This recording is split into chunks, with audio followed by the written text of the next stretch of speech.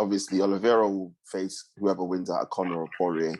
That's a done deal. But in terms of, lets me segue into Michael Chandler and where he goes next. Chandler versus Gaethje. Absolutely agree, bruv. Hey, yo, hold on. Yo, Dana, bruv, set up the fight, bruv. Spartans! What is your profession?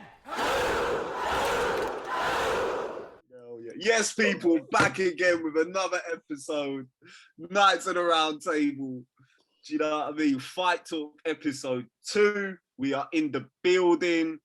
You know what it is now, man. It's a recurring theme, bruv. Every Monday we do this shit. Every Tuesday, it's on your screens, bruv. Do you know what I mean? So, what are you saying, TJ, bruv? You good?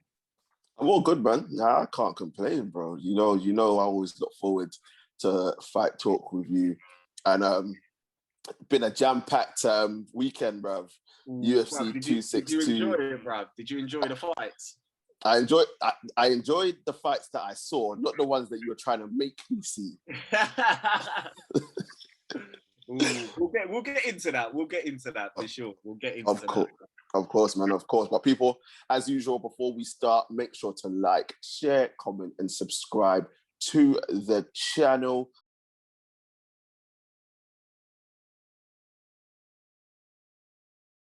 Get them likes up, get them subscriptions up, and make sure share. Let the people see what is going on. And don't forget to join our social media pages as well. Links will be in the description. But yeah, UFC 262, absolutely a mad card. Obviously, the lightweight title was on the line.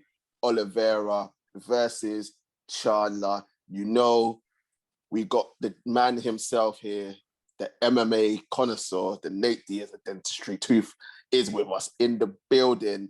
Bruv, it's coming in like Mystic Tooth right now, bro. Like, literally, you called it again for another pay-per-view, bro. People, if you haven't seen it, you need to go and see it. But it was an Oliveira stoppage. Stopped Michael Chandler in the second round in the main event at 262. Tooth, you called it. Don't know how you called it, but you called it. It was an amazing... Bruv, it wasn't even 2 rounds, bruv. It was just a round in a minute. it was around in a minute, bro. What did you think of it? Oh, what a fight, bruv. It had everything, didn't it, bruv? It was theatre, bruv. Like, it had everything, man. 1 minute you thought Oliveira was gonna wrap him up in a rear naked choke. The other minute you thought Chandler was gonna knock him out. Then right after that, Chandler had him in a guillotine choke. Oh.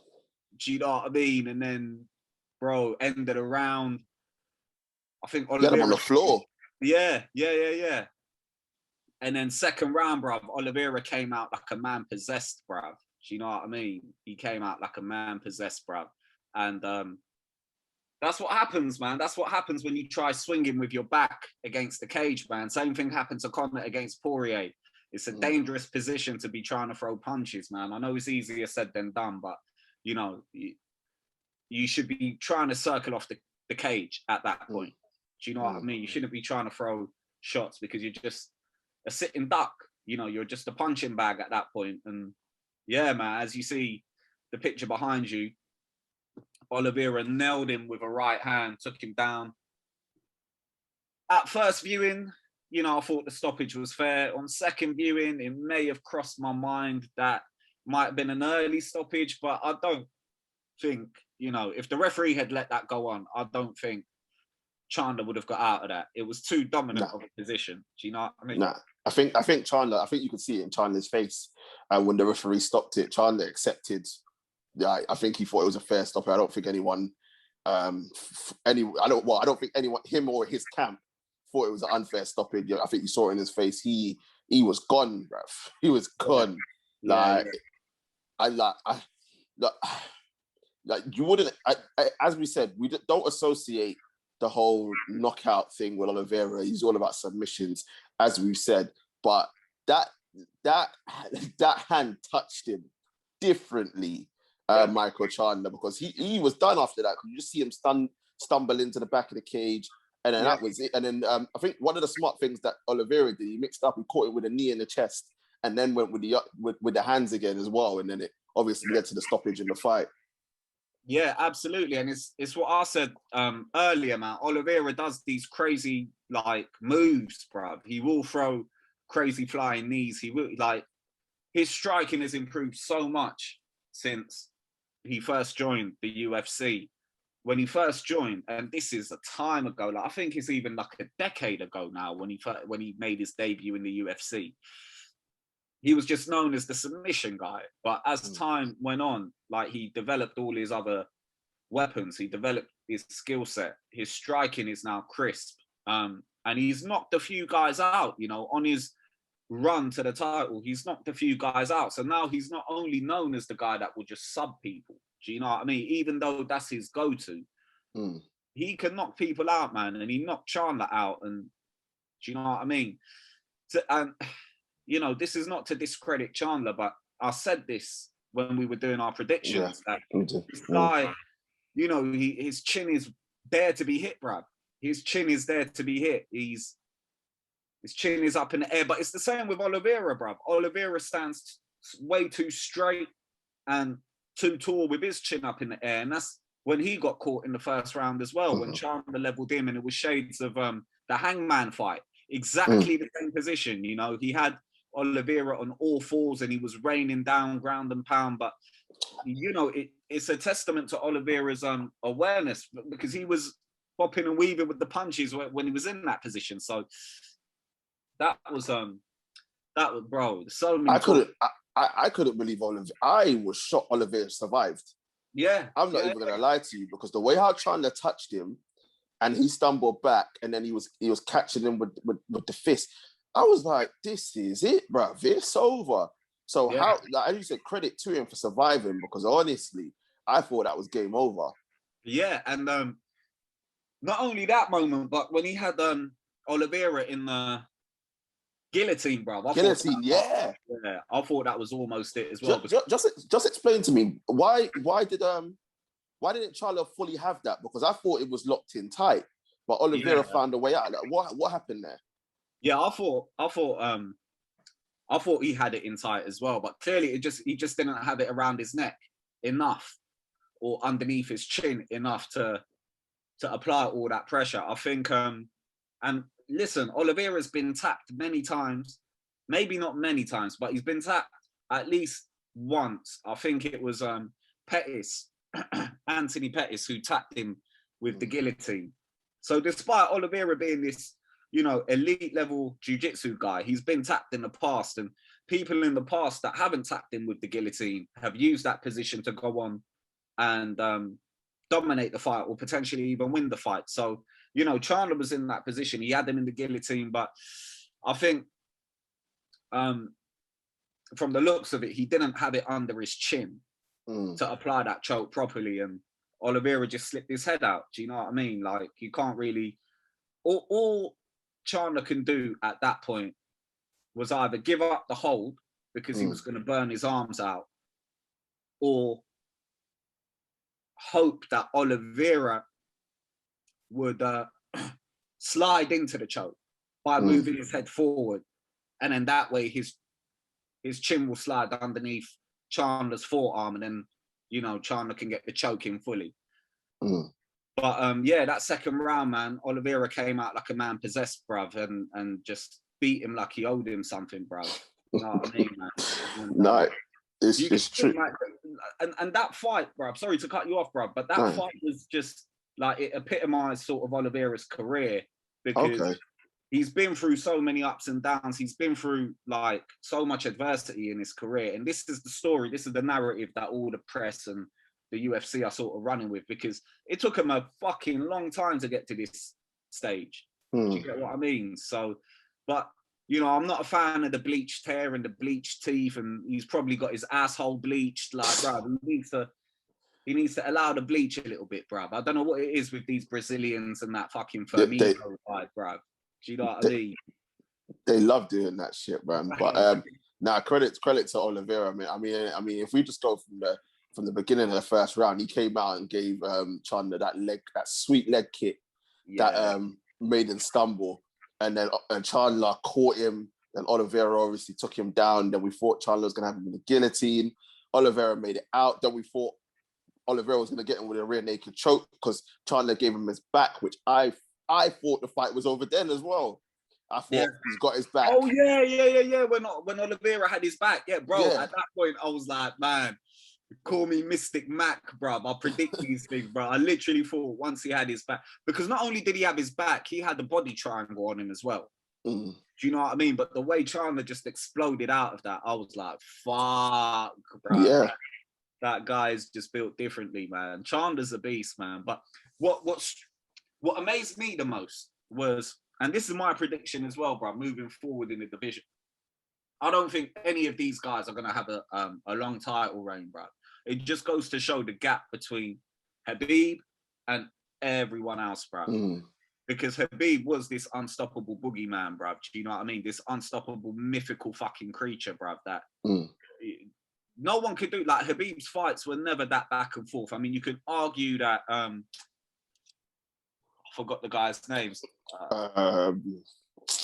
One of his early fights, bruv. And it like, some people go as far as even saying he lost that fight. I wouldn't get that extreme. I wouldn't get that excited about it, but I forgot. I think it was maybe Gleison Tibau, but it's one of the Brazilian guys. Yeah, so it just, for me, it shows that I think that title is just going to be passed around like hot potatoes, bro. No one really looks a cut above anyone else. They all look on the same level, and on any given day, anyone can have anyone else's number. Yeah. Do you know what I mean? That's what it looks like. Conor might come out and smoke Poirier. Do you know what I mean? Poirier might come out and smoke Oliveira. Do you know what I mean? Chandler might smoke Conor. Like, it's so many different fighters, and because they're all at similar levels, you can't really predict these things. Who's going to beat who? And I get what you're saying. There's not going to be one dominant force in that division because no one's that cut above the rest. And I above the rest, and I completely agree with you there. But I mean, when you look at it in comparison to like the other divisions, like you can sort of tell, all right, at flyweight, Figueiredo and Moreno are like sort of a cut above everyone else. At bantamweight, like Peter Yan is a cut above everyone else. Do you know what I mean? At featherweight. Yeah, listen, bro. We're not gonna get today, bro. Do you know what I mean? You Jamaicans are like, bro. You Jamaicans in the UFC, bro. You man are winning on some boog ways right now. Bro. I must say, bro. But yeah, at featherweight, you got obviously Volkanovski, Max, and Ortega, just a cut above everyone else.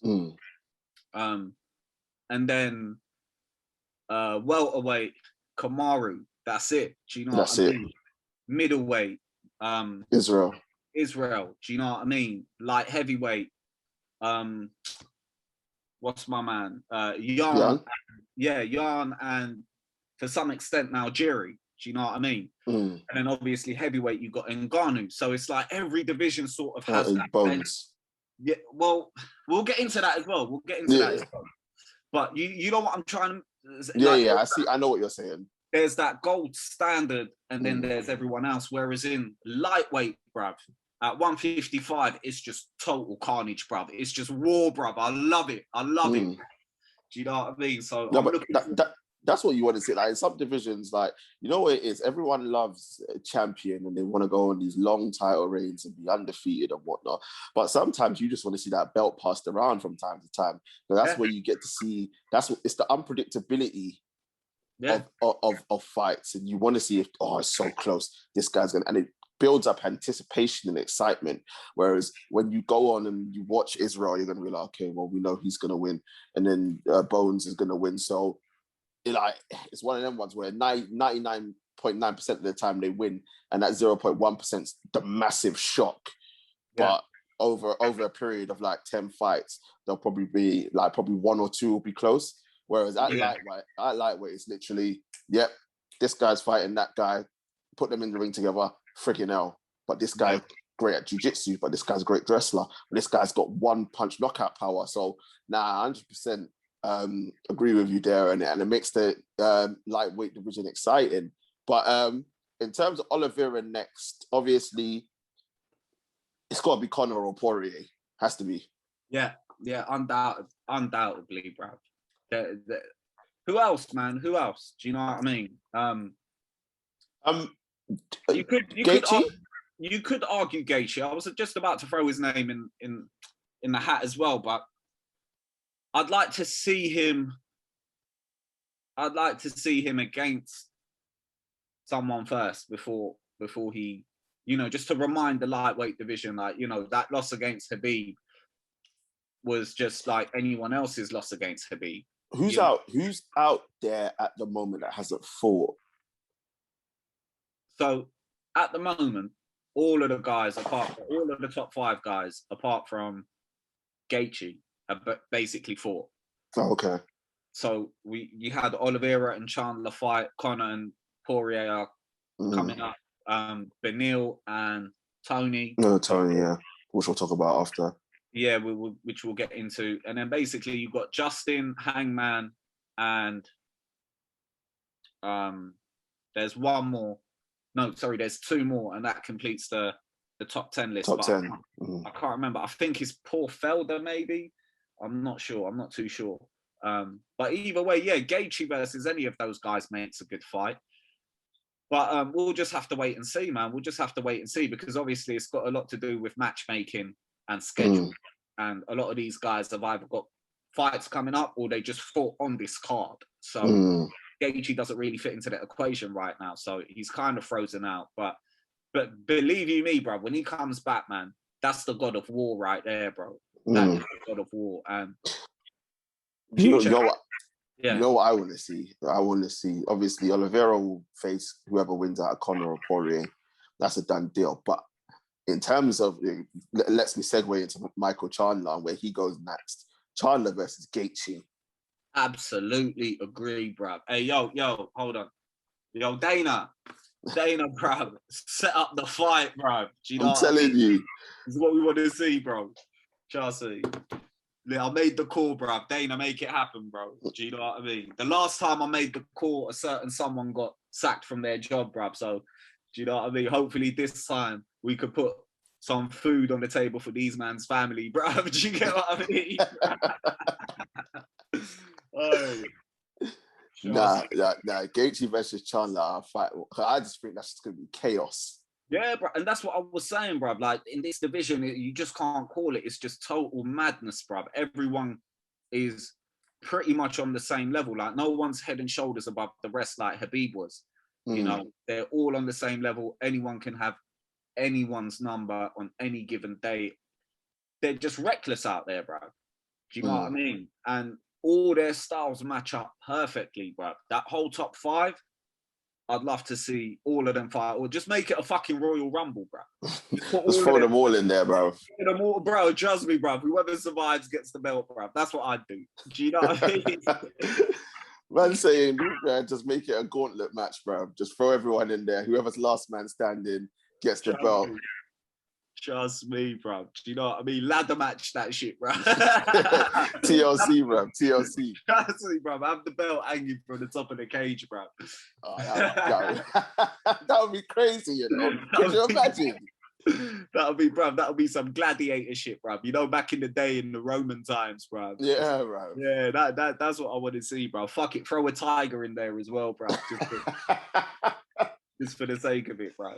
Oh man, but yeah, man. Now, man, I'm excited to see what happens next. As I said, if you look at it realistically, Oliveira will probably be out until the winner of Poirier and Conor. They'll go from there, and then hopefully we can see Gaethje and Chandler, and all these other fights, man. All these other fights, because the lightweight division is popping right now. And speaking of the lightweight division. Obviously, the co-main event, Tony versus your boy. What did you think about the fight, bro? Yeah, just total domination. by Benil Dariush. Shout out to my Iranian brother there. Do you know what I mean?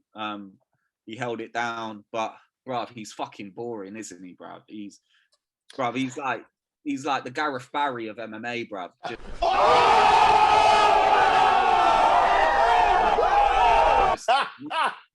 Bruv, just as much fucking personality as an A4 blank piece of paper, bruv. Like, just boring, bruv. And you know what I mean? In the division, like, he's dangerous, don't get me wrong, man. And he's shown that in his last run of fights, he's knocked people out, he's submitted people, he's dominated people, like the fight against Tony.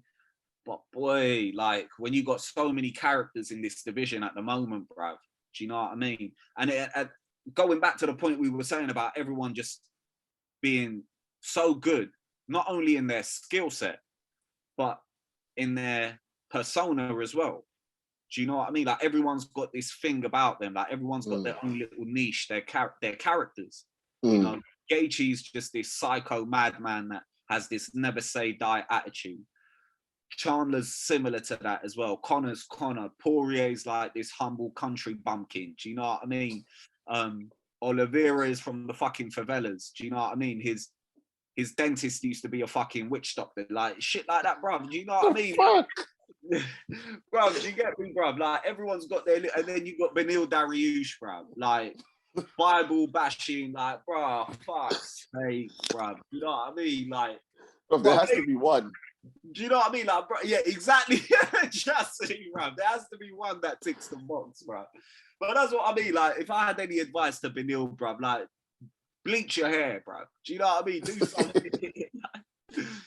do something. Man. You're too clean cut and too, like, you know, you got that goody two shoes vibes in a division where it's just full of killers, bruv. Do you know what I mean? I hear that, but yeah, total domination, man. That leg yeah, lock, man. bruv. Nasty. I was watching it, yeah, and I was just like, because I could see the agony that Tony was in that leg lock. I think it was second round, innit? Yeah. Yeah. Because people, if you haven't seen the fight, it was, as you said, it was total domination from Benil, bruv. Like, literally, the fight was just spent most of the time on the ground, and he was just dominating. There isn't really much to say. There's nothing to talk about apart from that heel hook.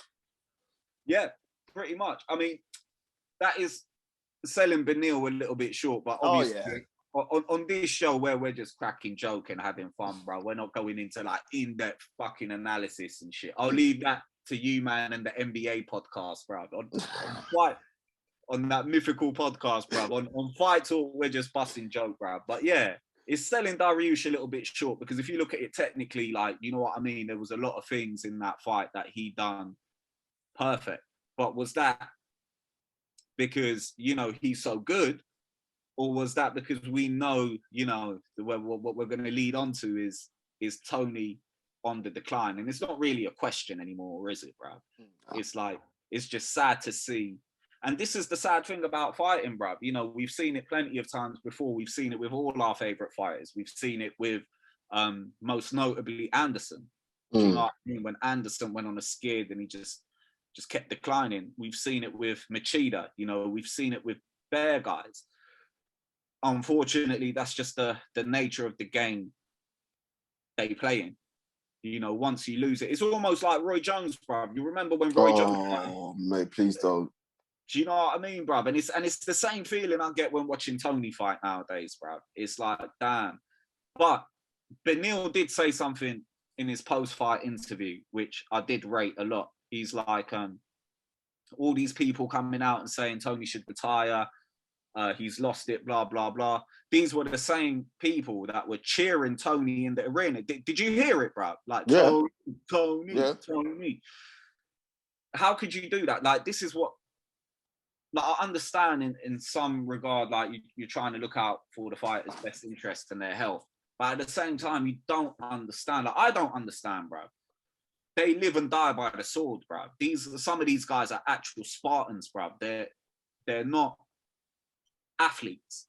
You get what I mean? They're not athletes. They're Spartans, bro. They live by a different fucking code. Some of them don't even tap. Tony didn't even tap. Bruv, he popped out his knee, fam. And in his last fight, Oliveira popped out his elbow, bruv. He didn't tap. some of these men are on that level, bruv. We would never understand it. So I'm always going to be a Tony fan. And I understand if he decides to continue fighting for another 15 fucking fights. Do you know what I mean? But at the same time, it's like, the best way I can put it is when Roy Jones started losing it, and you were just there like, oh man, this is painful to watch. Or when Anderson started losing his spark and losing his touch, and you're just like, oh man, Anderson, please, no more. Do you get me? But at the same time, Tony never really got the fundamentals right, bruv. He was just a wild man. Do you know what I mean? He never sparred. He never really had any training partners. He was out there in Big Bear doing his camp alone.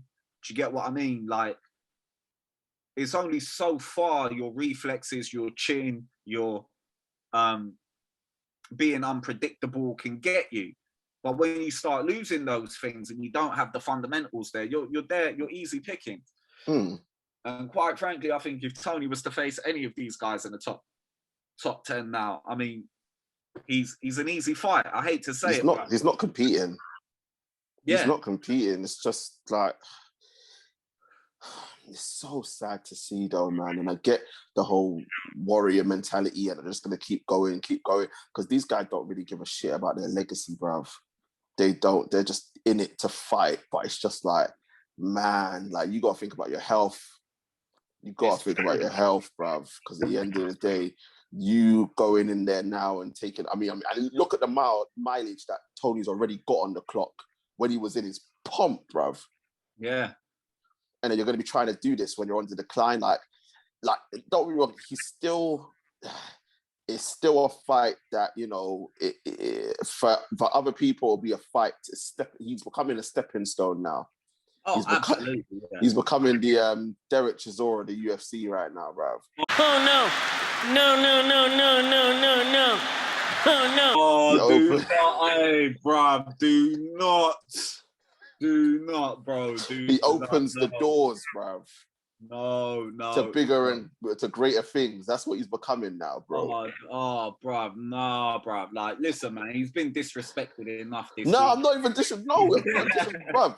You know I like Derek Chisora, bruv. Oh my God. The real DC. Oh God. Oh hell no. I do not co-sign that, people. I do not co-sign that.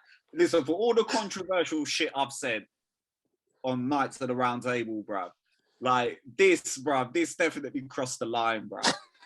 Do you know what I mean? For all the R. Kelly jokes I made, do you know what I mean? For all the you know, the questionable sexuality jokes I've made, and for all the fucking women's football jokes I've made, and WNBA jokes, bruv. This here, what you said, bruv, that topples all of that shit, bruv.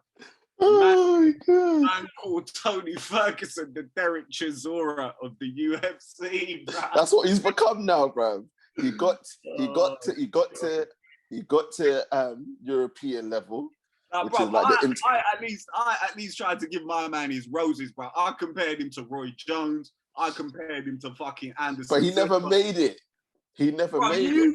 You compared him to fucking Derek Jadell Boy, bro.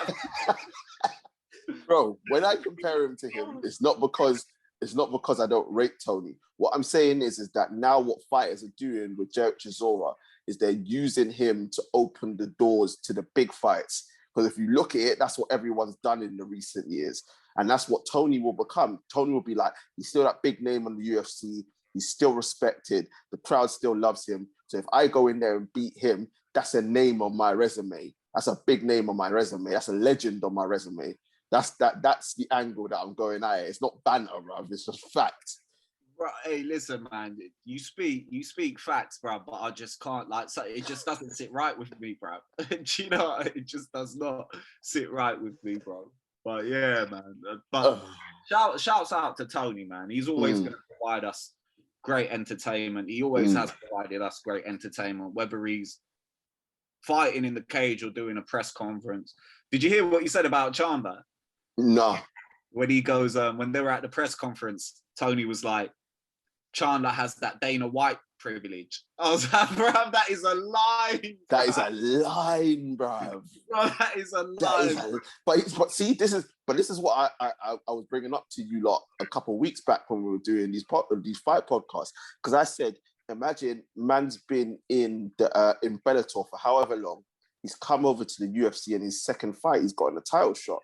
And I said, sure, that's gonna rub people up the wrong way. I know Poirier wanted the third fight with Conor, but I would have rather have thrown Gaethje back in there with Oliveira rather than Chandler, because he hasn't earned the right. So I can fully understand why Tony's gone and fired shots, bruv, and said what he said. I don't disagree, bruv. Yeah, and to a certain extent, I do agree with you. This was like, when this fight was announced, I think I was the only one excited about it, bruv. Do you know what I mean? Because like I said, I kind of, being the MMA nerd that I am, I kind of knew this fight was going to provide. Like, I knew this fight was going to provide. And I knew both guys were slept on. I knew both guys didn't have the sort of hype of a Gaethje or a Poirier or a Conor, or a Tony even, because they've, you know, they're relatively, as they've been in the game long, but they've not had as much exposure as the names that I just mentioned. And when you associate a title fight at 155, you're thinking of those names. You know, you're thinking of the Gaethjes, the Poiriers, the Conors, the Tonys. So I completely understand it. But I do think at the end of the day, it was the right call to make, bro, because it, like, I just knew it would come through. I knew this fight would come through. But yeah, moving forward is, like I said, that 155 division, bro. You've got Beneil now, who's in the, you know, given, if he wins one more fight, if he gets a top 5 opponent, which I don't think he will, but, you know, him and Gaethje will be a good fight. Let's just say he goes out and beats Gaethje. Yeah. I mean, he has to be in line for a shot. 100%. Rather than later. So there you go, bruv. There's your title eliminator, man. Beneil versus Gaethje. That's a good one. And considering... But they'd have to wait in line after Oliveira faces Conor or Poirier, though. Absolutely, yeah. So, and given that Beneil didn't take too much damage in the Tony fight, turnaround could be quick. Yeah. They could get Beneil in there quick, man. And I'm sure he'd want to fight one more time this year. He said that in his post-fight interview as well. He'd want to fight one more time this year. So we'll see what happens. Happens. But yeah, we need to keep an eye out at 155, because that division's, there's a lot to talk about in that division. No, 100%. I agree with you, and we're going to keep an eye on that. Obviously, lightweight division goes on the back burner as we look forward to 263 with Izzy being the main event on that card. But obviously, people will go through that as we get closer to the time. But on a final point that I wanted to talk to you about, we're moving away from UFC now, bruv, because there's something that's been bothering me in the boxing world, bruv. And we spoke about it in the group, but we actually haven't brought it to the poddies, bruv. And it's these flipping exhibitions, bruv. These are YouTube fights, bruv. And we've seen that Money May has taken a fight with that idiot Logan Paul. Bruv, you imagine Sky Sports box office is taking that fight. Yeah, bruv. I mean, my stance isn't as radical as some other people's stance. I'm like, whatever, let them do their thing, man. Let them do their thing, bruv. It sells to some extent. It's very awkward, but it is entertainment at the end of the day. And they're definitely not taking my money for it. And I highly doubt they're making the sort of numbers that they're saying they're making. Oh, lies.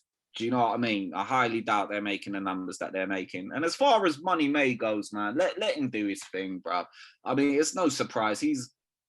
After the Berto fight, he's been doing these exhibition fights, hasn't he? So he fought Conor, he fought the Japanese youth. Forgot my man's name now. I can't remember, but Tenshin. He fought Tenshin in Japan. And now he's fighting Logan Paul, bruv. For him, it's like... It's light work. Yeah, it's light work. It makes sense. It's easy money. And it doesn't give these guys any sort of credibility, bruv. Do you know what I mean? That, like, this is the thing, and all these guys, so like, they're kind of picking on the MMA world now. Do you know what I mean? Yeah, I've seen it, bruv. Like, they don't want that smoke. Do you know what I mean? I mean, but they're calling the MMA world over into boxing, and it's like, well, yeah, fine, they might lose the boxing fight, but you know that old saying, like, this is chess, not checkers. Do you know what I mean? Because in checkers, you could only pull off a few moves. You know what I mean? You can only move like what, diagonally, bro. And that's how I see boxing, bro. Whereas in MMA, bro, like, it's everything, bro. If these guys ever step over into MMA and you give these guys a scrub, man, you give these guys not even an undercard fighter, but a fucking an ultimate, you know, the TV series, Ultimate Fighter. The Ultimate Fighter. You give these guys one of those scrubs, or you give Dana White's Tuesday Night Contender Series guys to one of these fucking YouTubers, they'll be dead. Well, like, it's not even a tap or a knockout. They'll be dead. They will be killed. We saw what happened. We saw what happened to CM Punk, bruv. Yeah, bruv. Yeah, and he didn't even fight. Like, to be fair, he did fight Mickey Gall, but that was Mickey Gall's second pro fight ever. And he was like, what, 18, 19 at the time? And then he fought this other guy called Mike Jackson, who no one had really heard of, just a scrub. He was like a part-time MMA fighter, part-time something like, I don't know, 9 to 5 or something. So, you know, it's like these guys will get eaten. But at the same time, like, don't get me wrong, you've had crossover people come over, obviously, like your Brock Lesnar's, and you've had guys, not only wrestlers, but, you know, kickboxers come over, like Anderson and Izzy and those guys, and they've torn shit up. But these YouTubers, like, they're calling out these MMA guys to come fight in just boxing. And it's like, what? Bro, I get it. It's entertainment. I mean, I fully agree with Dana on this, because they pressed Dana at the press conference about Oscar De La Hoya and Triller and all these things. And Dana's like, look, I don't give a fuck about it. Like, let them, I really don't give a fuck. Like, let them go and do what they want. Like, it, at the end of the day, you know what the gold standard is. Do you know what I mean? He didn't say that, but you get him. He's like, he knows what his product and his brand is all about. Yep. Do you know what I mean? You're never going to get a Chandler and an Oliveira fight with these exhibition fights. They're just there to, like, entertain a select crowd of people. Yeah, a certain demographic, bruv. Yeah, bruv. But so be it. Do you know what I mean? So be it. Let them do their thing. I hear you. And I think in terms of, like, they're never going to cross over to UFC because you know what it is, bruv. They're going to die, bruv. That's literally what it is. But Floyd is getting too much, bro. Floyd is getting too much hate for that, bro. Do you know what I mean? Do you know what? I don't blame Floyd for getting the bag because he's retired, but it's the damage that it's doing to boxing, bro. And we know boxing's in a bad place as it is because of all the government. Why does Floyd need to take the hit for that, bro? Oh no, I'm not saying that Floyd needs to take the hit. What I'm saying is he doesn't help the situation. Like, he doesn't need to, bro. He doesn't need, bro. When Floyd was fighting, bruv, yeah? Let's run Floyd's resume real quick. Yeah. Even when he was at the back half of his career, bruv, where he was, you know, he was not as sharp and, well, he still was as sharp, but, you know, he was winding down his career. He was in the twilight of his career. Who did he fight, bruv? Let's name some names. He fought Berto. Yeah. Guerrero. He fought Berto simply because Berto stole his gal, bruv. And when you're Floyd, bruv, you run in strip clubs, like, what is one gal like, bruv? That's how petty my man is, bruv. Do you know what I mean? So he fought Berto because of his gal, yeah? He fought Manny, obviously, yeah?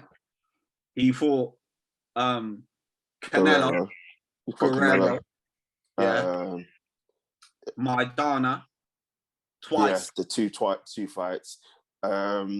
Marquez, but that was a masterclass. But no, that was, I would say... Yeah. That I would say, like, Marquez was still, like, around 10, 11 years ago, bruv. I'm trying to figure out in the last... I think those were his last fights. I think 2013. Yeah, from 2013 to 2018. Yeah, I think those were his fights. Yeah, those were his fights, wasn't it? So it was Maidana twice, Berto, Guerrero, Canelo, Pacquiao. Pacquiao, yeah. I mean, bro, look at Canelo's last 6 fights in his prime. Rocky fucking Fielding, bro.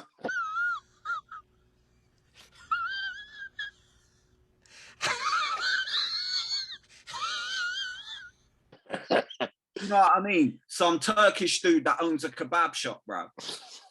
Do you know what I mean, blood? Like, what? And you're saying, yeah, you guys are trying to put this on Floyd? Like, Floyd, when he was in the twilight of his career, he was fighting fucking champions, bro. Mm. Do you know what I mean? He was fighting champions, bro. The best that was in and around his division. You can go on and say he ducked fights as much as you like. He didn't duck anybody. He didn't duck anyone, bruv. And those were those fights that I just mentioned were probably between 2013 and 2018 when he was winding down his career, bruv. Do you know what I mean? And pretty much in the retirement stages of his career. If we go before that, bruv, do you know what I mean, bruv? You've got your Cottos, you've got your Marquezes, you've got names upon names, bruv. You've got Mosley. Yeah, Mosley's. Gattis, De La Hoya, bruv. You've got Hattons. You've got, even though Hatton was cack, bruv, but still, he was still a champion, bruv. There was still some buzz about him. Everyone was talking about body shots. My man got his head fucking face planted into the turnbuckle, bruv. You know, bruv, it was one of them WWE moves, like, you know, when you just fucking throw someone's head into the turnbuckle, bruv. Even before that, bruv, he was fighting people like Corrales and Castillos, bruv. Oh, yeah, of course. Which the first one he lost. The first Castillo fight. I mean, look, I don't disagree, bruv. I mean, I personally thought he won it. I thought it was all the first one? Yeah. I thought he won it, bruv. Look, it goes back to what we were saying before about how do you judge these fights, bruv? What is your criteria? Because everyone has different criteria. If moving forward, applying pressure, landing the power shots is your criteria, then yeah, you're going to say someone like Castillo won that first fight. But if being slick, moving around the ring, pop shotting and hitting more targets than you are hitting air is your criteria, then you're going to side with Floyd winning that fight. I personally thought Floyd won that first fight. And I thought, he's had close fights. You know, the Maidana fight was close, but fuck all that, bruv. He's fought everyone, bruv. Yeah. Everyone. So for him to come out now and say, do you know what? I want to fucking fight this YouTube dude. Cool, bruv. You've done enough service to boxing. Yeah, I hear that. I 100% hear that. And as I said, I'm not blaming Floyd for chasing the bag.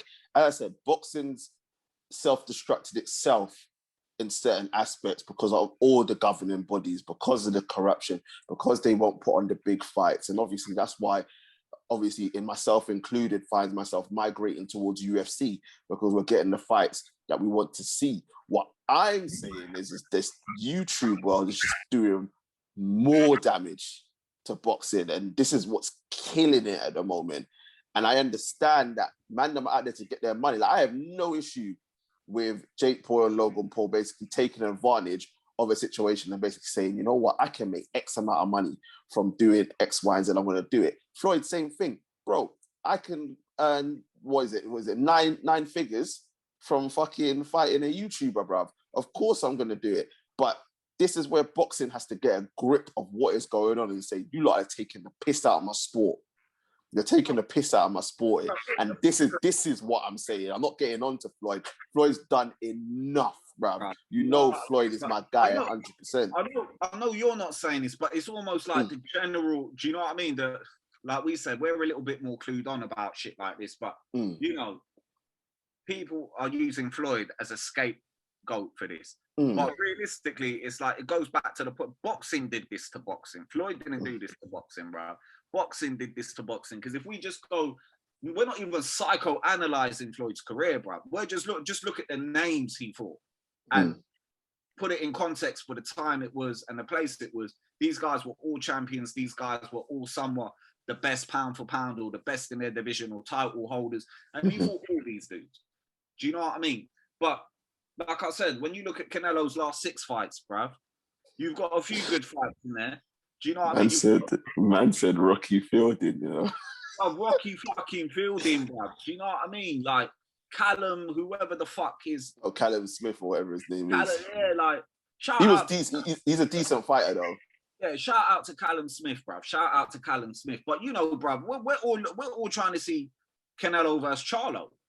We're all trying to see Canelo unified, Canelo versus Triple G free. Do you know what I mean? But again, shout out to Canelo. He did take the Triple G fight twice. But in general, there's just too many of these. Well, prime example is Spence and Crawford, bruv.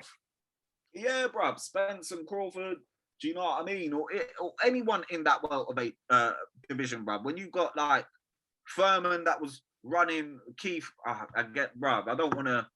Do you know what? I don't want to sound like the rest of these people that say people are ducking people, whatever. But you know, Furman versus Bud, Furman versus Errol, Sean versus Bud. Like these, like you've got all these great fighters, whereas in the UFC, in the lightweight division, like we just discussed, 155, yeah, bro.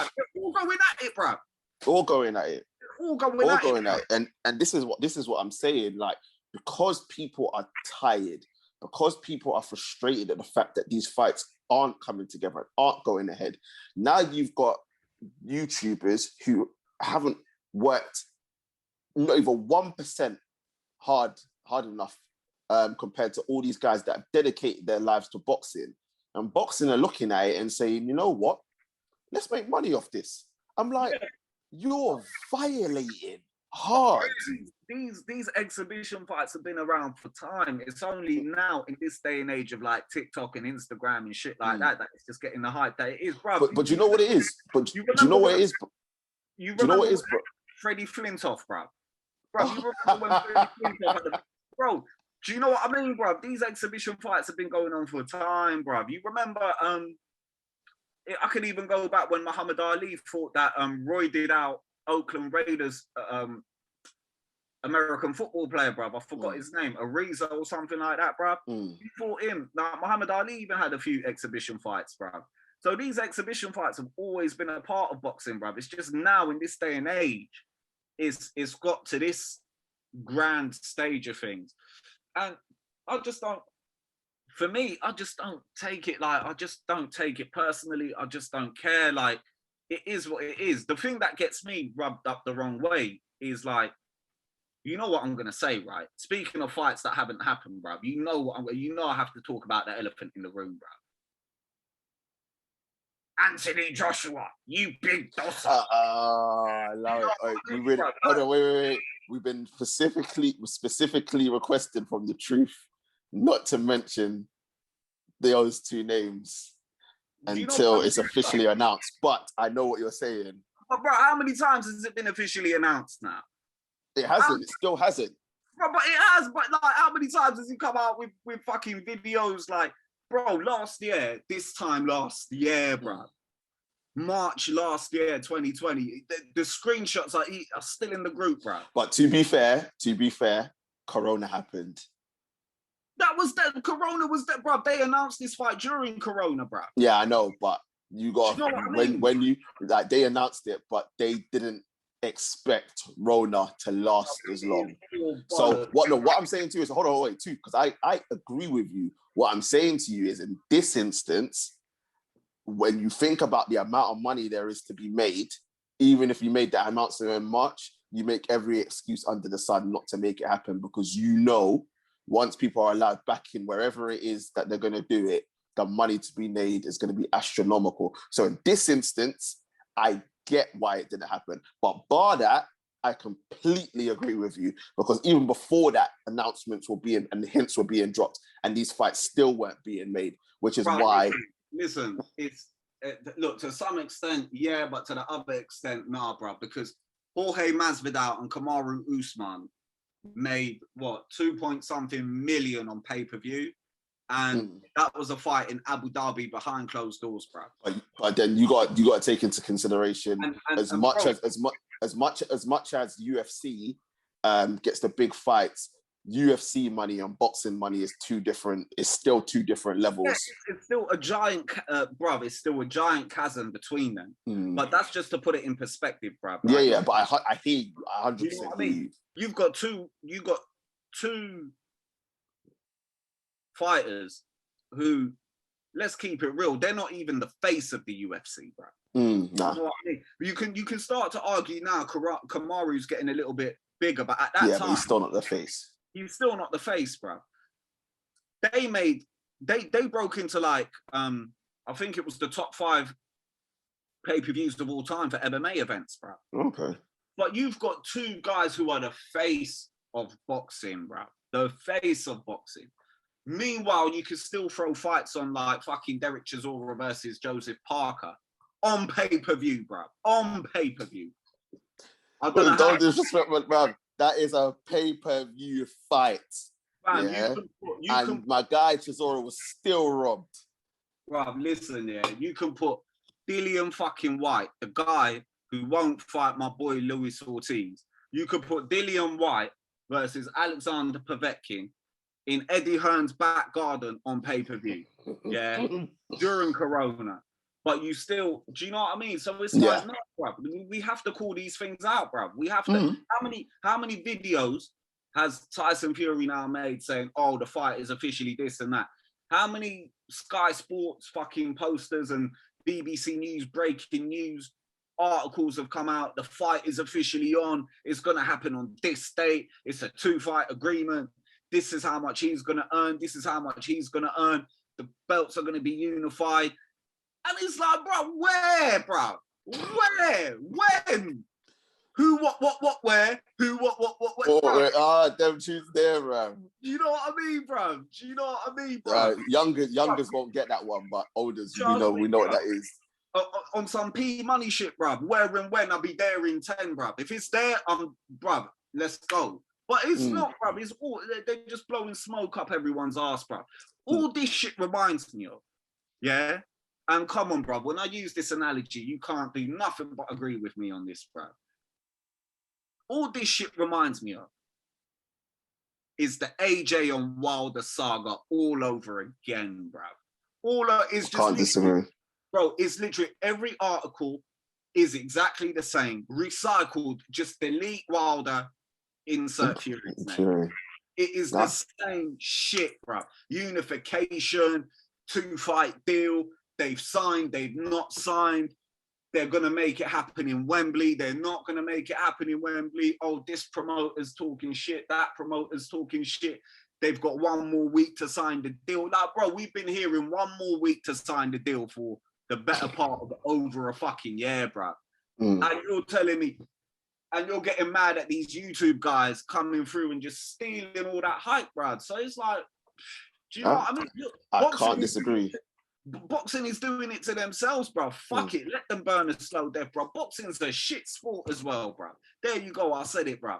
MMA all day, every day of the week, bro. Boxing is a I wouldn't go that far. Boxing is still the powerhouse of combat sports, but UFC is ascending as boxing is descending, and boxing need to be very, very careful because these YouTube fights are taking over the sport and it's becoming a joke to everybody else. And in regards to those 2 guys that shall not be named, hopefully there will be an official announcement soon so that we can actually start talking about the fight properly. And when I say official, I don't mean Eddie Hearn on his own. I don't mean Tyson Fury on his own. I mean Matchroom Boxing. I mean Frank Warren. What's the other guy? The American one. What's the other one? Bob Arum. Bob Arum and AJ. I want to see all of them make that announcement simultaneously that the fight is going ahead so we can actually start talking about it properly. Because even then, even if they all announce it, we're still not going to get excited because of all the delaying and the dilly-dallying. Like, I think Tooth can agree with this. We're actually not going to take it seriously until we see them in the ring on what is supposedly supposed to be August 14th.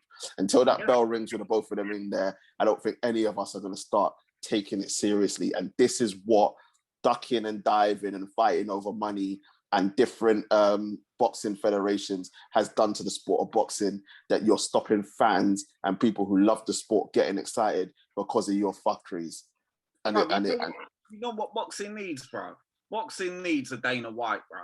That's all it needs. It does. And I 100% agree with you that they all need to be under one body, but unfortunately... No, not even that. Just someone that will get the fights done. And if they're not happening, he's not going to beat around the bush about it, bro. Like, bro, my man came out and said he tried to make the Jones and then Ngannou fight.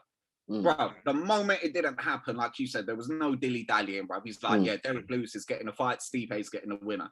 Boom. Like, bro, no one's there with their dick in their hands waiting for this shit anymore. It's like, all right, cool. Do you know what I mean? As much as it's not the fight we want to see, as much as it's not the head, you know what I mean? The fight that will bring everyone in. It's like, bro, he understands the timing ain't right, the money ain't right, the vibe ain't right, the energy ain't right, and he's not there. He's like, bro, I've got plenty of other fights that I could put on in the meantime. But it's not like this whole year of nonsense, bro. Do you know what I mean? I hear that.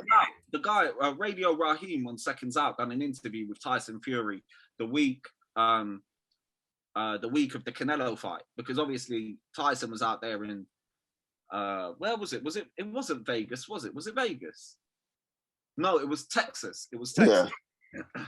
So he asked Tyson Fury a question about, so you know, Eddie Hearn, like you were on Eddie Hearn's like podcast, the BBC radio podcast, whatever it is, and Eddie Hearn was talking about this and that, and he said there's going to be an announcement, blah, blah, blah. So Radio Raheem pulled up on him and he said, like, yeah, what's going on? Can you give us any information?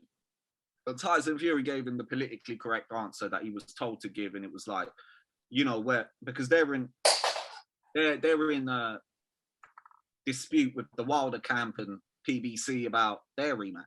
He was like, yeah, anything I say will be held against me in the court of law, so I can't talk about it. Bro, yesterday, my man came out and he done that video. 2 days ago, he came out and done that video again, talking about, yeah, the fight is on, blah, blah, blah. And it's like, wait, well, hold on a second. That Wilder arbitration thing ain't even over with. So do you know what I mean? There's so much lies and deception going on. And it's almost like, bro, why haven't ESPN come out and said anything? And they're the people that are your broadcasters. Do you know what I mean? Why haven't ESPN come out and said, yeah, we're going to be televising this and that? So it's like, bro, it's just blowing smoke up everyone's ass. Fuck boxing, dead food, can't be bothered. Let me know when they're walking into the ring, bruv, as you said. That's when I'll finally have interest, bro. That's it. Up until then, it's you know, it is what it is. Yeah, it gets no attention, bro. And for all these YouTubers going out there, bro, I'm like, fuck it, do your thing, bro. Go out there, because it's bruv, all it is a little phase, and that's it. Do you know what I mean? Once one of these guys get knocked out and put into a coma, and that's it. It's a wrap, bruv. It's going to be done with. That's it. But we'll see what happens. Unfortunately, we're gonna have to wrap up because we're coming up to going on for an hour now. But people, as I said, I keep saying this all the time. Like tooth and eye, when it comes to combat sports, we can go on for time. But listen, a wrap up. That's Fight Talk episode 2 done. People, let us know what you think. Oliveira versus Conor, Oliveira versus Poirier. What's going to happen there? Chandler versus Gaethje. We saw Tube made a call to Dana. Can we get that fight going? Beneil, or will it be Beneil versus Gaethje? That could be a fight as well. The winner of that gets a title shot after Oliveira fights Poirier or Conor. And let us know what you think about the state of boxing. Is it now becoming farcical? Is it now becoming a joke because of the fact that too many governing bodies, too many cooks in the kitchen, and nothing is getting done? Want to say thank you very much to my guy, the guy Tooth. Thank you very much, sir. Safe, bro, man. Always a pleasure, man. We'll see you next Tuesday, man. Indeed. People, don't forget, before we go, make sure to like, share, comment, and subscribe to the channel. Coming up, we've got football. We're going to be doing our team of the season, player of the season, manager of the season. We've got that coming up. Bro, don't you dare, bro. We've also got... Don't you dare say it, bro. We've also got NBA talk coming up. The Truth and Mr. KA and I will be getting it done.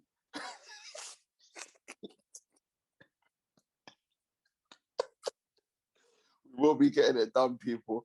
We're promising you it from now. It will be getting done because we're coming up. No, on a real, because we got to do MVP for the regular season and playoffs is coming up.